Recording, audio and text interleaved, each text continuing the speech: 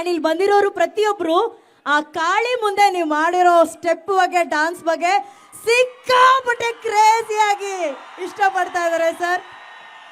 ಆ ಕ್ರೇಜು ಇಲ್ಲಿ ಯುವ ರಾಜ್ಕುಮಾರ್ ಎಲ್ಲಿದ್ದಾರೆ?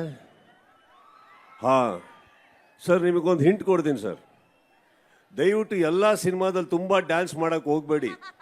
ಮಾಡದೆ ನಡ್ಕೊಂಡೋಗಿ ನಮ್ಮ ಥರ ಒಂದು ಸ್ಟೆಪ್ ಹಾಕ್ಬಿಟ್ರೆ ಇಷ್ಟಪಟ್ಬಿಡ್ತಾರೆ ಅವರು. ಅಷ್ಟೇ ಬಾ. ನಾನು ಅವ್ರಿಗೀಗ ಬಸ್ಸಲ್ಲಿ ಹೇಳ್ತಾ ಇದ್ದೆ, ಭೂಮಿಯಲ್ಲಿ ಒಂದು ಸೈನ್ಸಲ್ಲಿ ಗ್ರಾವಿಟಿ ಅಂತ ಇದೆ, ಇವ್ರ ಕುಟುಂಬದವ್ರಿಗೆ ಯಾರಿಗೂ ಇಲ್ವಾ ಅಂತ. ಏನು ಡ್ಯಾನ್ಸ್ ಮಾಡ್ತಾರೆ. ಇವತ್ತಿಗೂ ಶಿವಣ್ಣ ಡ್ಯಾನ್ಸ್ ಮಾಡೋದೆಲ್ಲ ನೋಡಿದಿರಲ್ವಾ?